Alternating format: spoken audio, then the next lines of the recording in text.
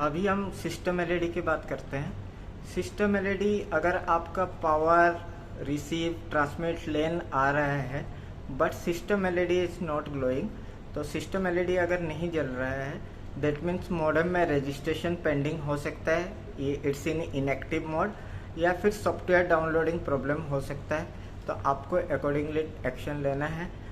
तो आपको वही सिस्टम स्टेट कोड में ही पता चल जाए कि सिस्टम में रजिस्ट्रेशन अभी पेंडिंग है या इंस्टॉलेशन पैरामीटर एंटर करना पेंडिंग है या साइट को एक्टिवेट करना पेंडिंग है, वो आपको सिस्टम स्टेट कोड देख के पता चल जाएगा। देन नेक्स्ट, मॉडेम में पावर नहीं आ रहा है, पावर एलईडी ग्लो नहीं कर रहा है, तो फिर कोई भी लाइट ग्लो नहीं करेगा।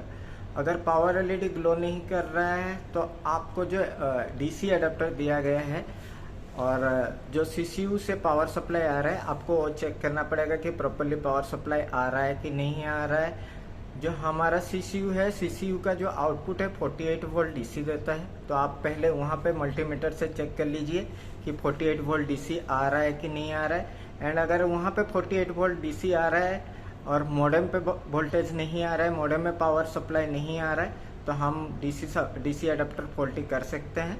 लेकिन डीसी अडेप्टर फॉल्टी करने से पहले आप एक बार इसके पीछे जो RX एंड TX का cable set in and set out port पे लगा है उसको आप डीअटैच कर लीजिए। दैट मीन्स खोल लीजिए दोनों केबल को खोल के फिर से मॉडेम को ऑन करके देखिए अगर मॉडेम ऑन हो रहा है कि नहीं हो रहा है। कभी कभार ऐसे होता है RX TX केबल कहीं पे कटने के वजह से, शॉर्ट होने के वजह से मॉडेम शॉर्ट हो जाता है और पावर आते वक्त भी डीसी सप्लाई आने के बावजूद भी वो ऑन नहीं होता है। तो आप set in and set out port से केबल निकल के एक बार ऑन करके चेक कर लीजिए कि हाँ डीसी अडेप्टर अगर काम कर रहा है कि नहीं कर रहा है।